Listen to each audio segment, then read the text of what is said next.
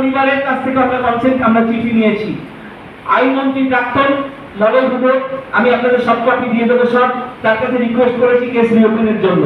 উনি বলেছিলেন মমতা দেবীকে বলবেন, বলা হয়েছে, জানানো হয়েছে মমতা দেবী এখনো পর্যন্ত, এখন তো করতে পারবেন না, তখন কিছু করেননি, কিন্তু বর্তমানে পরিবর্তনের সরকার এসছে, আমাদের এক্সপেকটেশন। আমি নিজে শুভেন্দু বাবুর কাছে অনুরোধ করব, আপনি দয়া করে স্যার হাত জোড় করছি, আমরা সবাই বিষয়টা দেখুন এবং যাতে হেতাল দেবীর আত্মা জাস্টিস পায়, যাতে ধনঞ্জয় নিরপরাধ ছিলেন সেটি প্রমাণিত হয়। আমি নিজে আমাদের মুখ্যমন্ত্রী এবং ল মিনিস্টার আমি দিয়ে দেবো আপনাদেরকে শুভেন্দু বাবুর কাছে, এবং রিকোয়েস্টিং লেটার দিয়েছি আমাদের রাজ্যপাল আরএন রবির কাছে, আর রাষ্ট্রপতির দরবারেও বেশ কয়েকবার গেছি কেসটা রিওপেনের জন্য। আমরা এখানে একটি আবক্ষ মূর্তি এবং সেই সাথে আমরা এই গ্রামের নাম পরিবর্তন করে পুরোহিত বদলে ধনারিহীন করার প্রতিজ্ঞা করেছি, আমরা করব সেটা, আমাদের কাজ শুরু হয়েছে। এই টোটাল মুভমেন্টটার ডিটেইল জানিয়ে এসেছি রাষ্ট্রপতির কাছে, এই সমস্ত লেটার সমস্ত চিঠি আমার কাছে আছে, এবং সর্বোপরি ধনঞ্জয়কে নির্দোষ প্রমাণ করার যা তথ্য প্রমাণ টোটালটা আমার হাতে আছে, ফলে আঘাত বেঁধে নেমেছি। আমি আপনাদের কাছে হাত জোড় করে বলছি, এই লড়াইটা আমাদের মঞ্চের একার নয়, আপনাদের প্রত্যেকের। একবার ভেবে দেখুন, আপনাদের যদি ঘরের কেউ হতেন ধনঞ্জয়, যদি ধনঞ্জয়ের জায়গায় আপনি থাকতেন, আমার যারা পুরুষ যারা রয়েছেন তাদেরকে বলছি, পুরুষ মানুষ যারা, যদি আপনি থাকতেন, যদি আপনাকে ফাঁসানো হতো এইভাবে, যারা নারী যারা মহিলা রয়েছেন তাদেরকে রিকোয়েস্ট করছি, ধনঞ্জয় যদি আপনার ভাই, আপনার সন্তান, আপনার বাবা হতেন, বাবা তো হতে পারেনি, কত অল্প বয়স জানেন, 24 বছর বয়সে ধরেছে, 24-25 বছর 39 বছরে ফাঁসি দিয়ে দিয়েছে। আর মেটার পারে কিরকম জানোয়ার, আবার আমি জানোয়ার সম্পর্কে, জানোয়ারের মধ্যে এতটা নৃশংস নরম কিছু হয় না।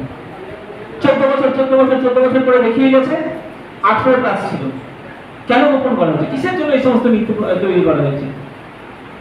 আজকে একটি জনাদেশ তৈরি হয় তখন, যেটা নিউজ মিডিয়ার মাধ্যমে মানুষ জানে, নিউজ মিডিয়া সেটাই জানে যেটা তারা জানতে পারে, তাদের কাছ থেকে জানতে পারে, সংশ্লিষ্ট দপ্তরের কাছ থেকে।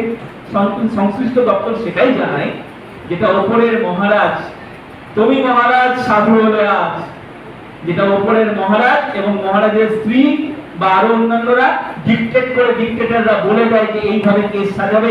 কারণ আসল অপরাধীর কাছে আমরা ইমান, আমরা টাকায় বিক্রি হয়ে গিয়েছি, বা অন্য কিছুতে আমরা বিক্রি হয়ে গিয়েছি। একটা নিরপরাধ অসহায় মানুষকে খুন করতে হবে, কতল করতে হবে, সেই জন্য ওই ওপরের ডিক্টেটররা যারা জানায়, যেটা জানায় সেটা জানে সংশ্লিষ্ট দপ্তর সেটা জানায় মিডিয়াকে।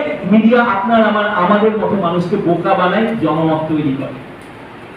আমার আরো অনেক তথ্য আছে, শুধু এইটুকু আপনাদেরকে বলে যাচ্ছি যে আমাদের লড়াই, এটা আপনাদেরও লড়াই, এবং এই লড়াই আমি আপনাদের সবাইকে চাই।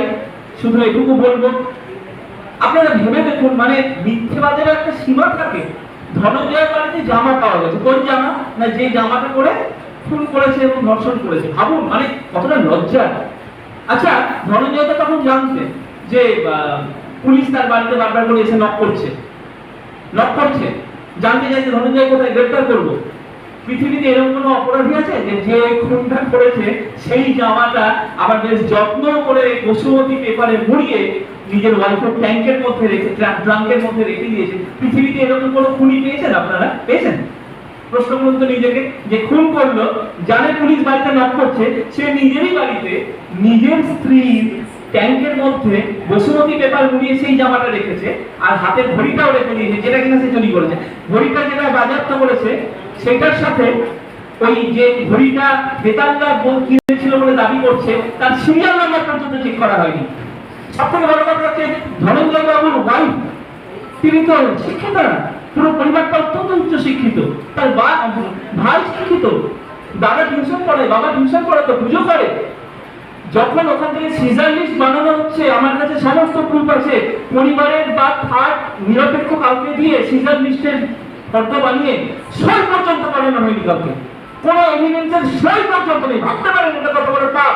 এই পাপীরা আবার এখনো পর্যন্ত এই পৃথিবীতে বেঁচে আছে বলে সারা পৃথিবীটা একদম পাপী হয়ে রয়েছে, এর বাজার কোনো অধিকার নেই।